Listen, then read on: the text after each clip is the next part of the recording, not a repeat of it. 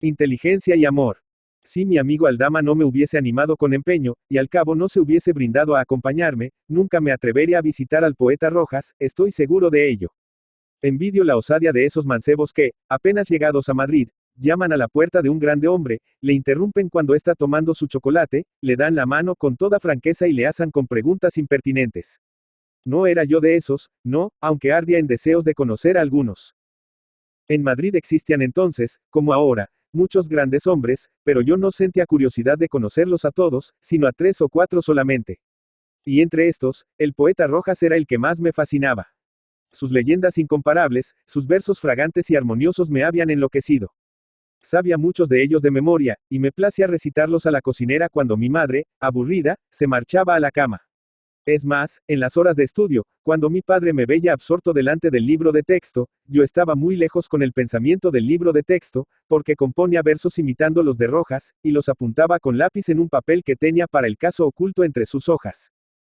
Por eso cuando mi amigo Aldama tiró de la campanilla con la misma negligencia que si tirase de la de su casa, yo pensé desfallecer de emoción. Salió a abrirnos una criada vieja que saludó a mi amigo como antiguo conocido y nos pasó sin ceremonia al despacho del gran hombre. Era una pieza pequeña, triste, amueblada con refinada vulgaridad. Pasé atónito la mirada por ella, y creí encontrarme en el escritorio de algún honrado almacenista de la calle de Toledo. Pero salió Rojas del gabinete contiguo, y aquel pensamiento tétrico se desvaneció. No que apareciese vestido con gregüescos acuchillados, balona y sombrero de plumas. Todo lo contrario. Vestía el poeta un chaquetón de color indefinible, gorra de paño y zapatillas suizas. Pero estos prosaicos atavios quedaban ennoblecidos y sublimados por aquella cabeza de bardo medioeval que la naturaleza, secundada por el arte, habían asignado al poeta Rojas. Nos acogió con exagerada alegría, abrazo a mi amigo Aldama estrechamente, y le dedicó una porción de piropos a propósito de sus últimos artículos en el Imparcial, de sus versos, de su elegante gabán y de su vistosa corbata. Porque el poeta Rojas había nacido para esparcir piropos por doquier, y cuando no podía echárselos a una náyade o a una ondina, se los echaba al primero que llamaba a su puerta. Yo me sentía cohibido a pesar de todo, porque pensaba en las octavas reales y en los romances inimitables que aquel hombre del chaquetón y de la gorra había hecho. Poco a poco, sin embargo, los fui olvidando, entré en confianza y perdí el miedo, de tal manera, que a la media hora de estar allí, solo faltaba que le llamase Luisillo y le posase la mano sobre el hombro. Pero él se encargó de recordármelos y anonadarme y volverme a la tímida admiración de mi adolescencia. Instado por Aldama, comenzó a recitarnos la leyenda del encapuchado con una maestría en la dicción, con tal voz insinuante y armoniosa, que no podré olvidarlo mientras viva. Aún no se hallaba a la mitad de la leyenda cuando hizo irrupción en la estancia una señora con los cabellos grises, más bien gruesa que delgada, más bien baja que alta, que debió ser hermosa en su tiempo. Nos hizo un saludo afectuoso inclinando la cabeza, y, pidiéndonos perdón al mismo tiempo, se encaró con el poeta, diciéndole: La Juanita se acaba de ir. Ha venido a decirme que aquella cocinera de que me ha hablado ya está colocada. ¿Y qué le vamos a hacer, hija? Es una verdadera contrariedad, porque, al parecer, era lo que nos convenía. Yo lo siento por ti. Pues no lo sientas, ya nos arreglaremos sin ella, repuso alegremente Rojas. Y de nuevo cogió el hilo de su leyenda, y la terminó felizmente. Su esposa, que le había escuchado más distraída que interesada, se despidió de nosotros cortésmente. Entonces yo me atreví a suplicarle que nos recitara su famosa composición titulada La barca a pique. Lo mismo que él, me la sabía yo de memoria, pero quería tener el gusto y el honor de oírla de labios del mismo poeta que la había forjado. Cedió a ello amablemente. El que no haya oído recitar a Rojas La barca a pique, no sabe lo que es poesía ni música. Antes de terminarla, de nuevo entró en la estancia su esposa, esta vez sofocada, roja de emoción, casi saltándosele las lágrimas. Perdonen ustedes, señores, que les interrumpa. ¿Sabes lo que acaba de hacer la Mariana, Luis? Pues ha roto una taza del juego de cebres que estaba sobre el aparador. Le había prohibido que tocase a esa porcelana, porque conozco sus manos. Pero como es más testaruda que una mula, bastó que se lo prohibiese para que se empeñara en limpiarla. Vaya, no te sofoques, hija mía. ¿Qué se va a hacer? No vale esa taza el disgusto que tú te tomas, respondió dulcemente Rojas. Aldama y yo cambiamos una mirada de sorpresa y de burla. Rojas sorprendió esta mirada y, cuando su mujer hubo salido, nos dijo sonriendo: ¡Qué mujer tan vulgar, verdad! Parece mentira que el poeta Rojas esté casado con ella. Don Luis, exclamó Aldama. No me lo nieguen ustedes. Eso se estaban diciendo a sí mismos en este momento, y se lo comunicarían uno a otro en cuanto bajaran la escalera. No me sorprende, pero es el caso que donde ustedes observan vulgaridad, yo veo encantadora inocencia. Donde ustedes encuentran rudeza, yo encuentro graciosa espontaneidad. Donde ustedes ven prosa, yo veo poesía. ¿Saben ustedes por qué? Pues por una razón muy sencilla, por la única que existe en el mundo para explicar todas las cosas buenas, porque la amo. Y como la amo, la comprendo. Adoro su increíble candidez, su ternura, sus coleras infantiles, sus caprichos, hasta su indiferencia por el arte. Tal como era a los 20 años, lo es ahora que tiene 60. Como la amo, he penetrado su esencia angelical, y vivo unido a ella en perpetua y beata adoración. Para comprender cualquier cosa en este mundo, amigos míos, es necesario amarla. Sin amor, no hay comprensión, no hay inteligencia. Vosotros tenéis madres, que para vuestros amigos acaso aparecerán como seres vulgares, pero vosotros sabéis bien que no lo son. Y cuando vais de paseo con vuestro padre, que no ha escrito libros, ni dramas, ni poesías, ni siente la pasión del estudio como vosotros, camináis a su lado con más alegría que si fueseis con un sabio o con un poeta eminente, acogéis sus palabras con respeto, aprobáis sus observaciones, reís con sus chistes. ¿Quiénes son los equivocados, los que juzgan a nuestros padres y a nuestras esposas como seres insignificantes, limitados, indignos de parar la atención en ellos, o nosotros, que los veneramos y admiramos? Indudablemente, ellos. La esencia divina, la bondad y la belleza inmortales se hallan esparcidas por todos los seres humanos, y aquel se acerca más a Dios y participa de su inteligencia soberana, quien se une a sus criaturas con más amor. Nadie puede ahondar en una ciencia sin amarla. Nadie puede descollar en las bellas artes sin ser su apasionado. Para ser devoto, es necesario amar la religión. Cuando yo leía El Camino de Perfección de Santa Teresa, recuerdo que me pareció pueril aquel encargo que hace de no hablar ni oír hablar con desprecio de ninguna cosa que se refiera a la religión. Más tarde comprendí que estaba en lo cierto. No es posible ver el lado oscuro de una cosa y ligarse a ella de corazón.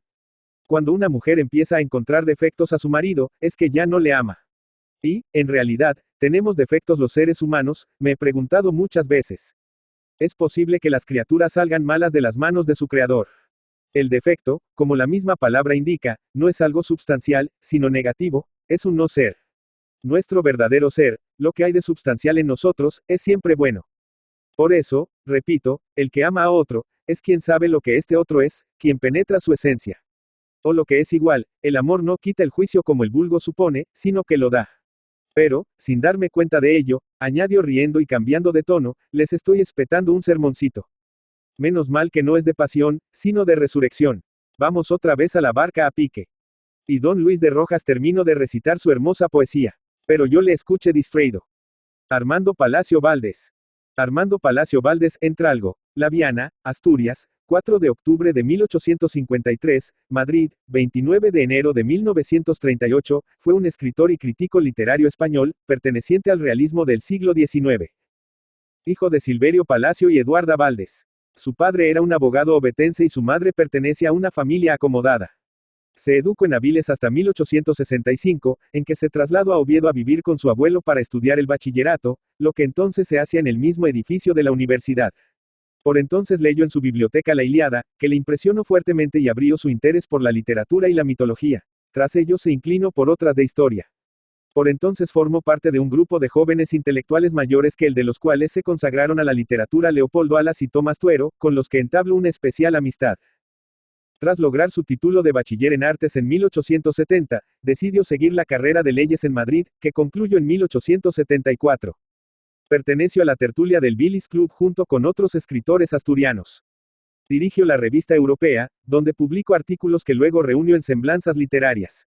También hay buenos retratos literarios en los oradores del Ateneo y en el Nuevo Viaje al Parnaso donde desfilan conferenciantes, ateneístas, novelistas y poetas de la época. Escribió también como crítico, en colaboración con Leopoldo Alas, la literatura en 1881. Se casó 2 veces. Su primera esposa, Luisa Maximina Prendes, falleció en 1885 después de solo 1 año y medio de matrimonio. Se casó en 1899 en segundas nupcias con Manuela Vega y Gil, que le sobrevivió. Al morir José María de Pereda en 1906, ocupó el sillón vacante en la Real Academia Española. Marta y María por Favila en Avilés. Se dio a conocer como novelista con El señorito Octavio, 1881, pero ganó la celebridad con Marta y María, 1883, ambientada en la ciudad ficticia de Nieva, que en realidad representa Avilés. En esta época de su evolución literaria suele ambientar sus novelas en Asturias. Así ocurre también con El idilio de un enfermo, 1884, que es quizá su obra más perfecta por la concisión, ironía, sencillez de argumento y sobriedad en el retrato de los personajes, algo que Palacio Valdés nunca logró repetir. También de ambiente asturiano son José, 1885, y El cuarto poder, 1888, donde de la misma manera que en La regenta de Leopoldo Alas se realiza una sátira de la burguesía provinciana, se denuncia la estupidez de los duelos y la fatuidad de los seductores. Su novela Riverita, 1886, cuya segunda parte es Maximina, 1887, transcurre en Madrid y revela cierto pesimismo y elementos autobiográficos. Por otra parte, la obra más famosa de Armando Palacio Valdés, La hermana San Sulpicio, 1889, transcurre en tierras andaluzas, cuyas costumbres muestra mientras narra los amores entre una monja que logra salir del convento y un médico gallego que al fin se casa con la religiosa vuelta al siglo. La espuma, 1891, es una novela que intenta describir la alta sociedad madrileña. La fe, 1892, como su propio título indica, trata el tema religioso, y en El maestrante, 1893, se acerca a uno de los grandes temas de la novela del realismo, el adulterio, de nuevo en ambiente asturiano. Andalucía surge de nuevo en Los majos de Cádiz, 1896, y las costumbres valencianas en La alegría del capitán Ribot, 1899. Entre todas sus obras, Palacio Valdés prefiere a Tristano el pesimismo, 1906, cuyo protagonista encarna el tipo humano que fracasa por el negativo concepto que tiene de la humanidad. La aldea perdida, 1903, es como una égloga novelada acerca de la industria minera y quiere ser una demostración de que el progreso industrial causa grandes daños morales. El narrador se distancia demasiado de su tema añorando con una retórica güera y declamatoria una Arcadia perdida y retratando rústicos como heroes homéricos y otorgando nombres de dioses clásicos aldeanos. Es una manera sumamente superficial de tratar la industrialización de Asturias. A Palacio Valdés se le daba mejor la descripción de la ciudad que de la vida rural. Los papeles del Dr. Angelico, 1911, es una recopilación de cuentos, pensamientos filosóficos y relatos inconexos, aunque muy interesantes. En Años de juventud del Dr. Angelico, 1918, cuenta la dispersa historia de un médico, casas de huéspedes, amores con la mujer de un general, etc. Es autobiográfica la novela de un novelista, 1921, pero además se trata de una de sus obras maestras, con episodios donde hace gala de una gran ironía y un formidable sentido del humor. Otras novelas suyas son La hija de Natalia, 1924, Santa Rogelia, 1926, Los Cármenes de Granada, 1927, y Sinfonía Pastoral, 1931. Hizo dos colecciones más de cuentos en El pájaro en la nieve y otros cuentos, 1925, y Cuentos escogidos, 1923. Recogió algunos artículos de prensa breves en Aguas Fuertes, 1884. Sobre la política femenina escribió el ensayo histórico El gobierno de las mujeres, 1931, y sobre la Primera Guerra Mundial en La guerra injusta, donde se declara aliadófilo y se muestra muy cercano a la generación del 98 en su ataque contra el atraso y la injusticia social de la España de principios del siglo XX. En 1929 publicó su testamento literario, en el que expone numerosos puntos de vista sobre filosofía, estética, sociedad, etc., con recuerdos y anécdotas de la vida literaria en la época que conoció. Durante la Guerra Civil lo encontramos en Madrid pasando frío, hambre, enfermo. Los hermanos Álvarez Quintero lo atendían con los escasos víveres que podían reunir. Palacio Valdés, el amable, el otrora célebre y celebrado, vanidosillo y fecundo escritor, moría en el olvido, sin ayuda, el año 1938. Póstumo es el álbum de un viejo, 1940, que es la segunda parte de la novela de un novelista y que lleva un prólogo del autor a una colección de 50 artículos. Sus obras completas fueron editadas por Aguilar en Madrid en 1935, su epistolario con Clarín en 1941.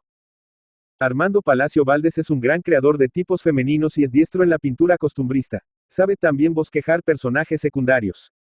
Al contrario que otros autores, concede al humor un papel importante en su obra.